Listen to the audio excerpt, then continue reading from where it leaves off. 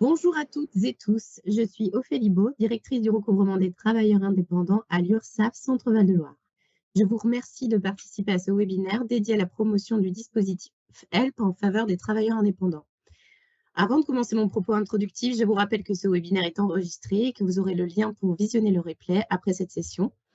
Vous pouvez bien sûr poser toutes vos questions dans le fil de discussion et on y répondra à la fin. Alors, HELP, c'est quoi? Eh bien, c'est un dispositif qui a été mis en place entre les organismes de sécurité sociale de la région, l'URSSAF, la CARSAT, les CEPAM et les CAF, et qui nous permet, lorsque l'un de nous est en contact avec un travailleur indépendant, un auto-entrepreneur, un artisan commerçant ou profession libérale qui a une difficulté, de pouvoir le prendre en charge de manière globale. L'idée, c'est de favoriser le recours au droit via le repérage à votre niveau, vous qui êtes en contact avec nos usagers. Dès qu'un TI vous indique avoir des difficultés à faire face à toutes ces charges ou avoir des problèmes financiers liés à sa santé ou un divorce ou encore des difficultés à prendre sa retraite, pensez à HELP. Dans bien souvent des cas, le TI en question, il ne bénéficiait pas des aides alors qu'on peut lui en apporter et il ne les connaît même pas. Alors HELP, c'est simple, c'est un questionnaire court, 10 questions, à remplir en ligne sur le site sécurisé démarche-simplifié.fr, administré par l'URSSAF qui redistribue les éléments aux beaux interlocuteurs de la région en fonction de la situation. Alors pour vous convaincre du dispositif et de la nécessité de le promouvoir, je vous laisse avec une petite vidéo et des explications par nos collègues des différents organismes sur ce qu'on peut faire et ce qu'on a déjà fait en 2023 en faveur de nos usagers. Bon visionnage!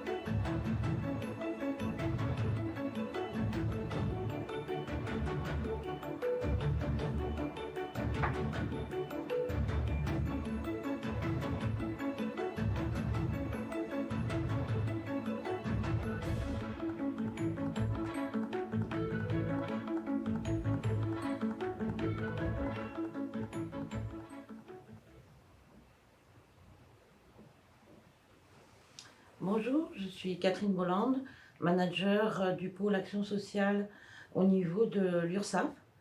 Donc plus concrètement, HELP, c'est un dispositif avec un regard à 360 degrés. C'est 252 dossiers qui ont été instruits et qui ont abouti à différentes aides et accompagnements. C'est 20 plans d'appurement mis en place au niveau des cotisations. C'est un revenu estimé pour l'année en cours. C'est 140 aides aux cotisants en difficulté pour le paiement des cotisations. C'est 158 aides financières exceptionnelles. Et c'est 4 aides au départ à la retraite. Donc au niveau de l'URSSAF, les différentes aides qui sont possibles à être accordées par notre commission d'action sociale, c'est la prise en charge de dettes de cotisation, donc dites aides aux cotisants en difficulté. C'est des aides exceptionnelles en cas de difficultés ponctuelles, économiques et personnelles, comme par exemple le camion d'un food truck qui a brûlé. Et il y a aussi des aides spécifiques liées aux catastrophes et intempéries. Et on est dans l'actualité aujourd'hui avec les inondations qui se sont produites dans l'Indre et l'Indre-et-Loire en particulier. Il y a également notre aide au départ à la retraite qui permet le passage à la retraite de nos travailleurs indépendants entre sa cessation et sa retraite. C'est un passage parfois difficile et sensible. Et puis, pour être beaucoup plus concret, un cas emblématique, nous avons eu le cas d'un travailleur indépendant, d'un charpentier de 50 ans, qui est en arrêt de travail depuis le mois de novembre 2022, qui donc a complété son questionnaire et grâce à cela, on a pu lui adresser un formulaire de demande d'ACED et un formulaire de demande AFE. Mais en parallèle, on a aussi sollicité la CEPAM et la CAF en fonction des réponses qu'il avait apportées. Suite à cela, une étude a été faite dans chacun des organismes. Au niveau de l'URSSAF, la Commission d'action sociale a accordé une prise en charge de ses cotisations pour un montant de 2 107 euros et en parallèle une aide financière de 2 000 euros qui lui a été versée directement. Côté CEPAM, eh bien, les droits ont été étudiés et il y a eu donc la mise en place d'un accompagnement dans le cadre de la prévention de la désinsertion professionnelle au niveau de la CARSAT. Et au niveau de la CAF, tous les droits ont été étudiés et notamment, principalement, la prime d'activité à laquelle notre usager pouvait prétendre. Voilà ce qu'il en est de nos actions dans le cadre de HELP côté URSSAF. Et je vais laisser maintenant la parole à ma collègue Laziza de la CEPAM. Bonjour à tous, Laziza Jett, je suis la responsable du service Action sociale et accompagnement. Et côté CEPAM, sur les 252 dossiers HELP instruits au niveau de la région, on a, nous, la majorité des dossiers qui ont donné lieu à un accompagnement pour la complémentaire santé. Alors, c'est ou bien la C2S, donc gratuite, ou C2S participative, mais il y a également un accompagnement pour la complémentaire santé privée, donc forcément que ça soit la C2S participative ou la C2S gratuite. On a également accordé 15 aides sociales et enfin le reste des dossiers ont été accompagnés par les conseillères mission accompagnement santé avec donc une prise en charge à 360 de la situation du travailleur indépendant. Les aides possibles pour les TI, elles sont au nombre de 3 et c'est les aides spécifiques, donc des travailleurs indépendants, puisque après on va parler les autres aides. Donc la première, c'est l'aide financière exceptionnelle aux invalides. Donc là, c'est une aide exceptionnelle ponctuelle pour faire face à une facture, par exemple. Ça peut être la prise en charge d'une facture pour la cantine des enfants. On a également l'aide au répit du travailleur indépendant actif. Donc là, c'est une aide qui permet aux travailleurs indépendants de pouvoir venir en aide aux personnes qui l'aident lui-même. Donc ça peut être un conjoint, ça peut être un enfant. Donc cette aide-là, en fait, elle porte plutôt l'aide proche aidant.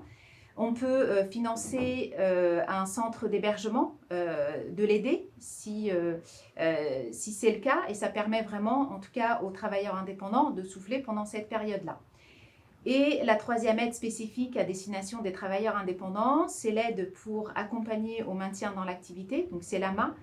Et là, on aide le travailleur indépendant dont l'activité est altérée par un état de santé, un accident de travail ou autre, donc en tout cas en lien avec la maladie.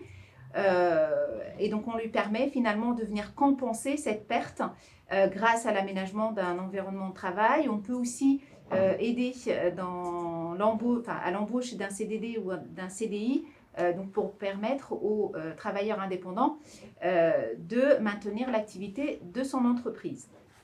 Donc, il faut savoir qu'en plus de ces aides spécifiques, le travailleur indépendant donc, qui passe par le dispositif HELP peut aussi se voir proposer les aides ASS classiques qui existent pour les travailleurs salariés.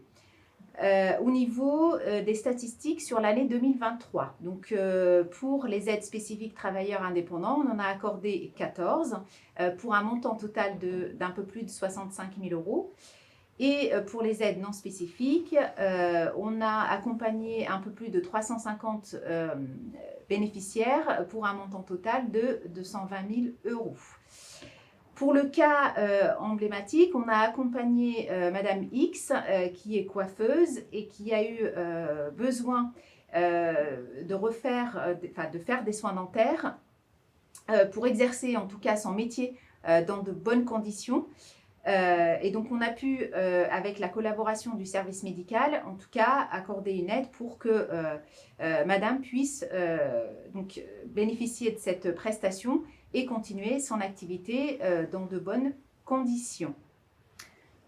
Je passe le relais donc à Laetitia, la collègue de la CAF.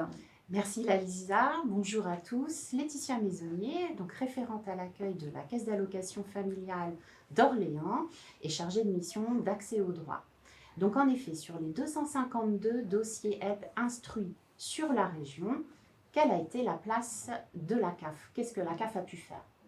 En majorité, on se rend compte que 89 ouvertures de droit à la prime d'activité ont pu être générées. La prime d'activité, c'est quoi? C'est un complément de revenus.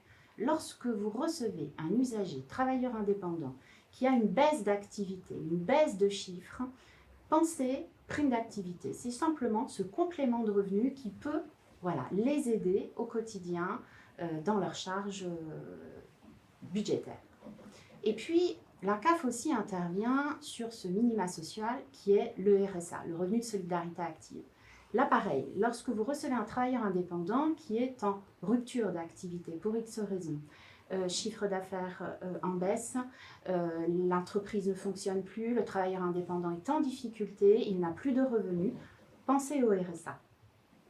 Et puis, on arrive aussi à l'aide au logement, aux aides au logement. C'est comment aider le travailleur indépendant à payer ses charges de logement, son loyer tous les mois.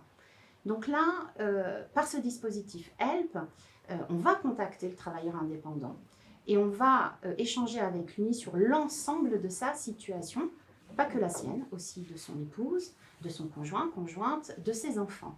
Et là interviennent aussi les prestations familiales pour les enfants, les modes de garde et toutes les prestations familiales, notamment, ce qui est indiqué sur ce graphique, l'allocation de soutien familial, qui elle aussi n'est pas forcément très connue. Dans le cadre d'une séparation, lorsque le travailleur indépendant se retrouve seul avec un ou des enfants à charge pour lequel il ne perçoit aucune pension alimentaire, la CAF a là un rôle important par cette allocation de soutien familial et par notre agence aussi de recouvrement de pensions alimentaires.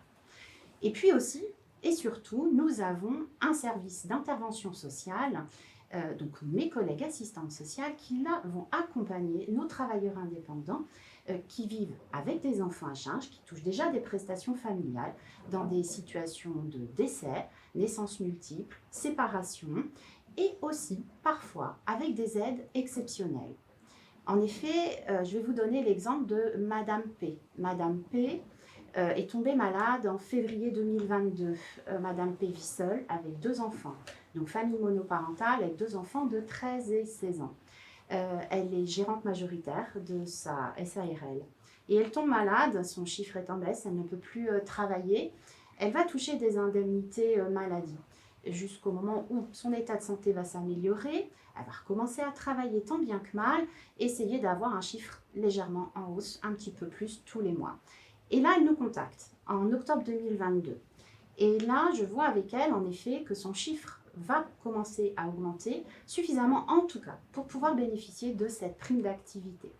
Donc, comment faire la demande, comment l'accompagner, comment déclarer ses revenus. Et puis, au fur et à mesure de la discussion, Madame P me confie que là, nous sommes en plein hiver et elle n'a plus de chauffage ni d'eau chaude. Compliqué avec ses 2 enfants et elle n'a absolument pas les moyens de faire face à un devis d'un peu plus de 2 000 € pour faire réparer sa chaudière. Là, notre service d'intervention sociale va pouvoir intervenir sur une aide, ou un secours plutôt, un secours de 1 500 €, un secours, donc une subvention, et en plus un petit prêt qu'elle va pouvoir rembourser un petit peu tous les mois pour enfin solder sa facture et enfin retrouver un confort de vie. Voilà. Je vais laisser la parole à ma collègue Karine de la CARSAT. Merci Laetitia. Bonjour à tous, donc je suis Karine Chénier, chargée de mission retraite auprès du public travailleur indépendant à la CARSAT Centre Val-de-Loire. Alors quels accompagnements concrets peut-on donner au niveau de la CARSAT?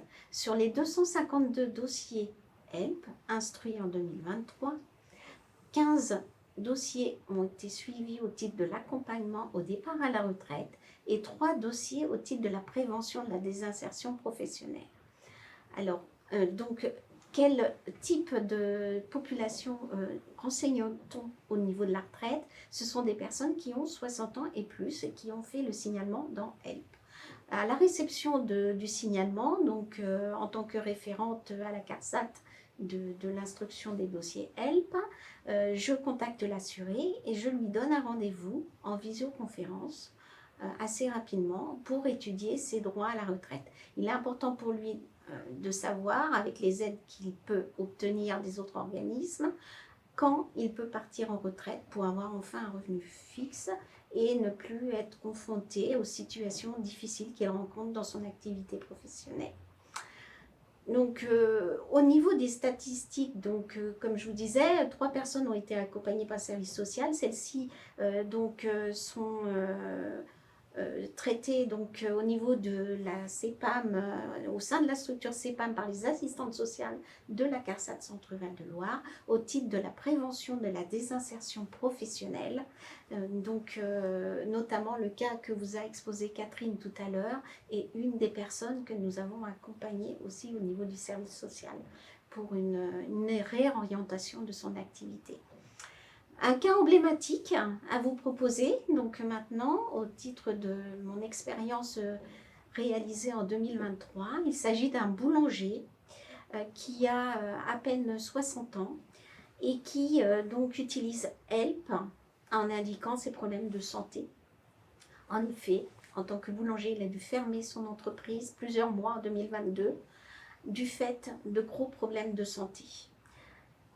Avec lui, donc, sa conjointe collaboratrice dans l'entreprise. Donc, celle-ci a donc pas eu de revenus pendant la période d'arrêt de travail de monsieur. Ces problèmes de santé sont donc de plus en plus prégnants. Il reprend l'activité à temps partiel et ne peut assurer le paiement de ses cotisations URSSAF, ni celle de son épouse d'ailleurs, compte tenu de la période d'arrêt de l'activité. Ceci va faire qu'en sorte, nous étudions ses droits à la retraite, si la carrière est complète ou pas, tout d'abord, pour bien renseigner. Et puis, s'apercevant que c'était le cas, nous avons pu constater, monsieur peut prendre sa retraite à partir du 1er avril 2025. Donc, 1 an et demi à attendre, c'est plutôt une période dans laquelle, en effet, il va avoir besoin d'aide financière notamment. Pour poursuivre cet interrogatoire à 360 degrés, sa conjointe étant présente au rendez-vous, je lui propose de faire le bilan de sa future carrière professionnelle, de sa future retraite plutôt. Et puis donc on s'aperçoit qu'elle peut partir en retraite anticipée pour carrière longue au 1er janvier 2024. Donc nous sommes à 3 mois de cette date. C'est une très bonne nouvelle pour le couple puisque madame va pouvoir percevoir sa retraite et continuer à travailler en tant que conjointe collaboratrice en ayant donc un revenu fixe et un revenu issu de son travail. Ceci permet au couple d'évaluer après les aides financières auxquelles ils ont droit, celle de l'aide du Fonds Action Sociale de l'URSSAF et une aide exceptionnelle financière pour payer leurs cotisations.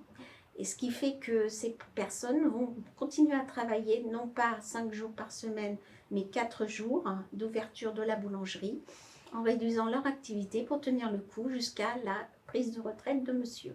Donc c'est une situation dans laquelle nous avons eu une grande satisfaction, comme dans tous les cas rencontrés, grande satisfaction de l'entreprise, puisque nous sommes utiles à nos travailleurs indépendants en allant vers eux.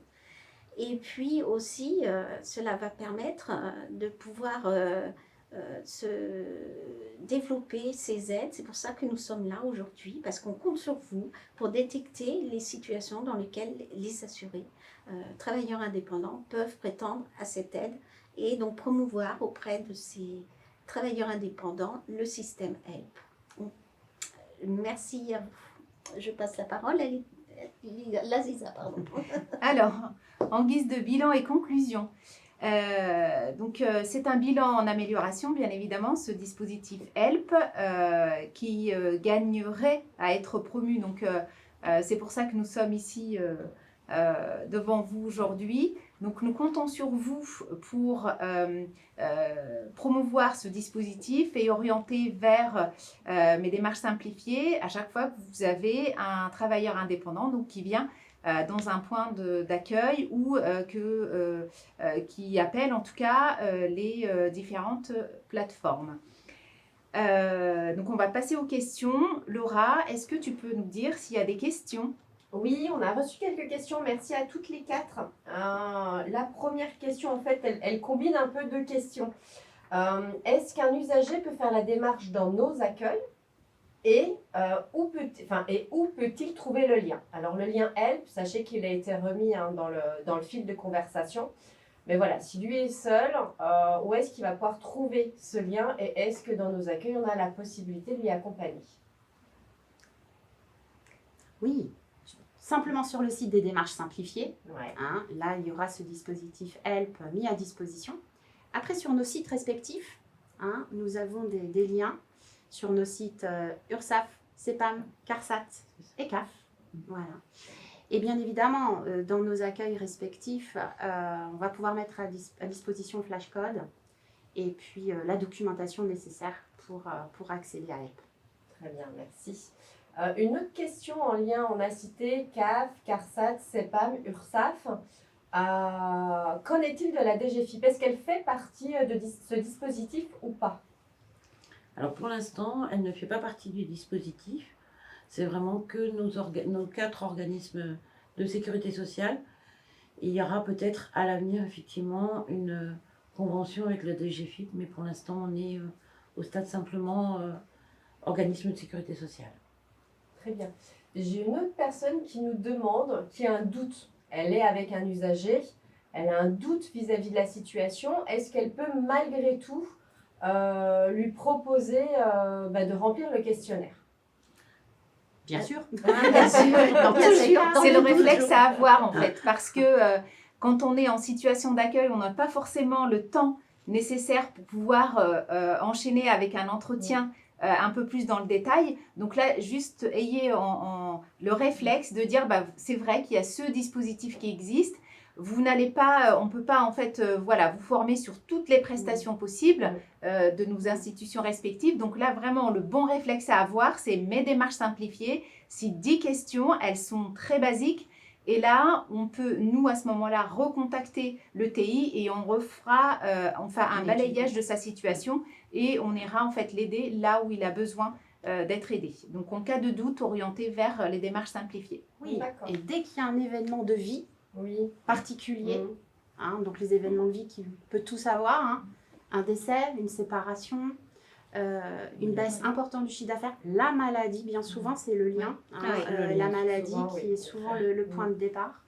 Donc, il ne faut pas hésiter. Voilà. Dès qu'il y a une problématique, en tout cas. Et quel que soit l'âge aussi du travailleur indépendant. Et on peut peut-être détecter, au vu de ses revenus, qu'il ne perçoit pas telle ou telle prestation. C'est le but.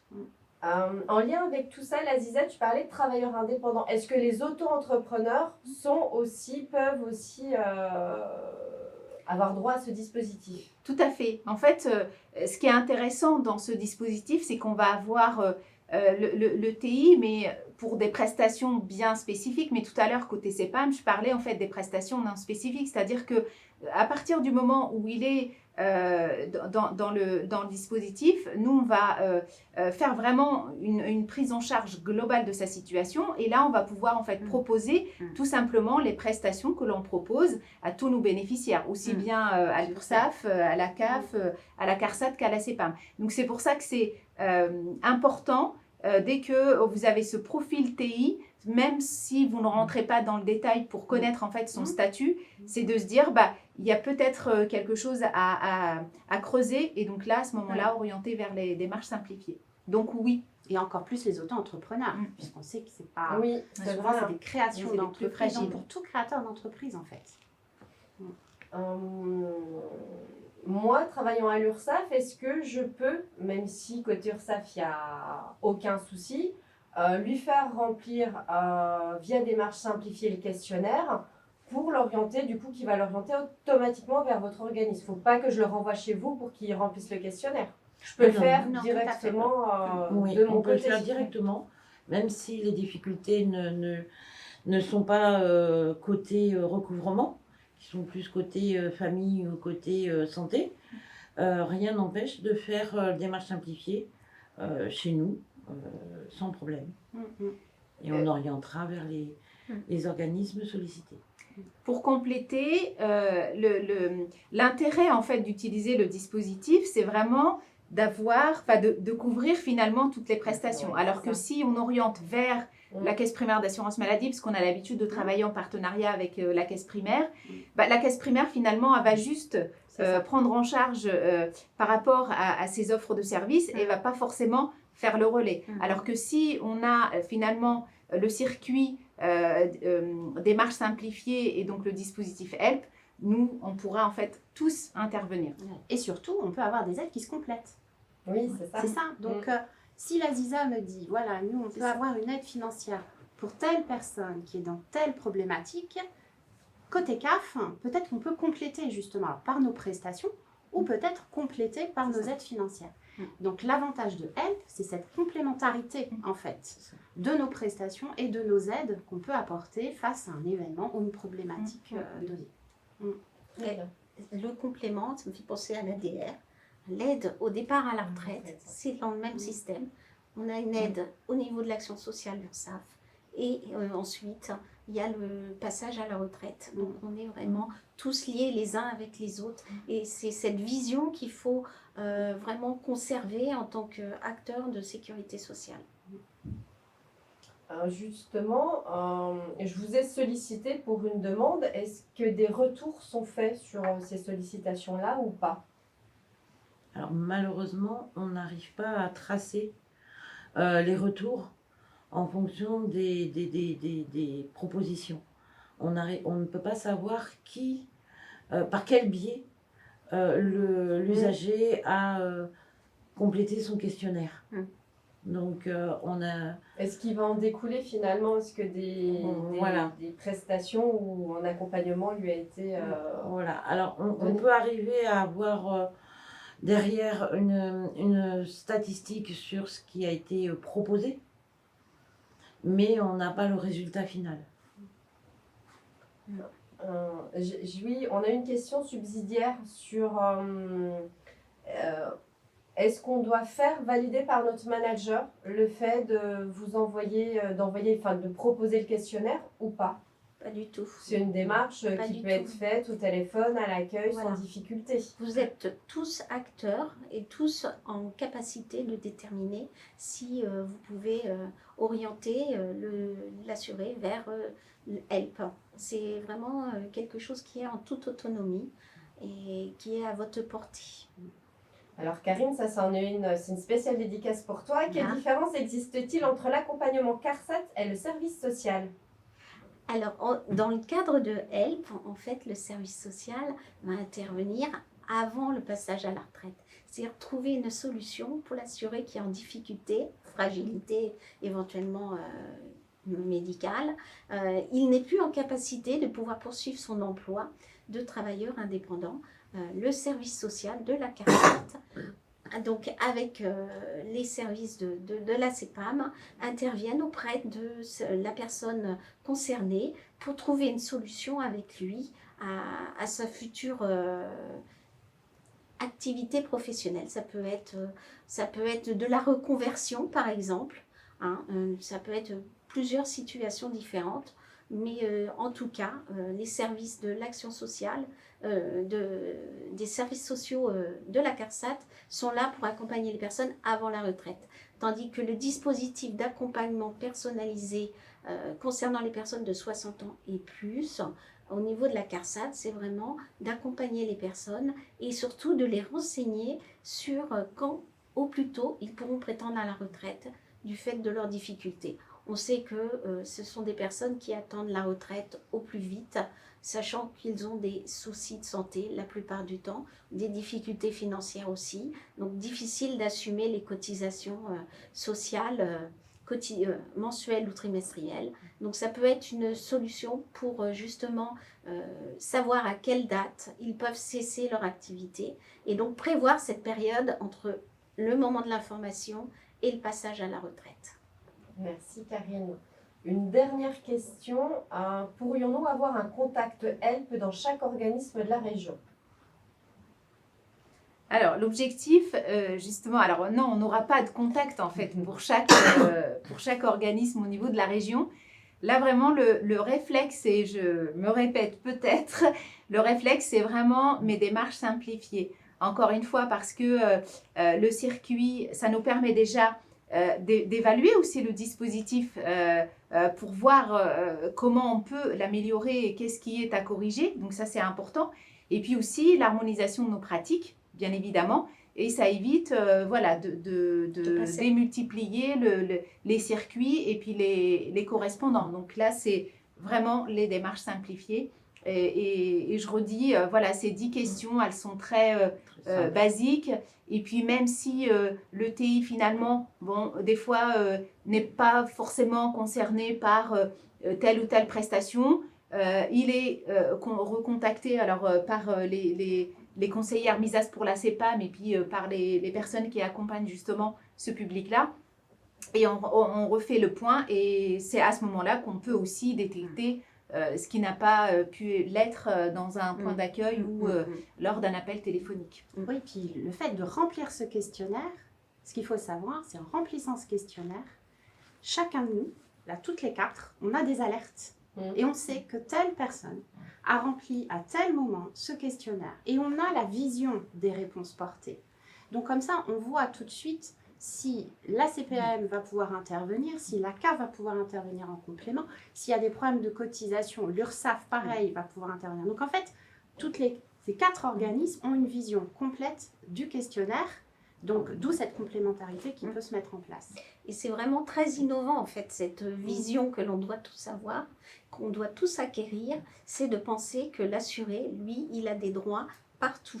Donc il est important, dans une époque où on est sur la lutte sur le non-recours, de pouvoir aller vers nos travailleurs indépendants et bien sûr plus spécifiquement vers ceux en difficulté dans le cadre de HELP. Et la détection se fait en simultané également, Oui. plutôt que d'aller s'adresser à chaque Oui, organisme où il y a une perte d'information aussi. Oui, Et peut-être décourageant aussi au niveau du travailleur indépendant de répéter une énième fois ses difficultés, dire ah bah oui là je vais à la CEPAM donc je vais dire telle difficulté, mais je vais aller à la CAF, je vais pas dire les mêmes difficultés parce que j'en ai d'autres, à l'URSSAF j'en ai d'autres. Là c'est vraiment à 360 degrés et on est tous informés en instantané des difficultés. Et le travailleur indépendant n'a que cette démarche à faire. Le reste, c'est nous qui le faisons. Donc ça peut être très intéressant aussi, très bénéfique pour notre travailleur indépendant qui parfois a du mal à faire des démarches multipliées. Oui, tout à fait. Voilà. Je vous remercie toutes les 4. Je vous laisse conclure. Eh bien, merci à tous et à toutes d'avoir participé à ce webinaire. Et donc, un mail vous sera adressé avec le lien pour un replay très prochainement. Et encore merci. Et surtout, n'oubliez pas, faites appel au dispositif HELP sans modération. On compte sur vous. On compte Merci sur à vous. tous. Merci. Merci de votre attention.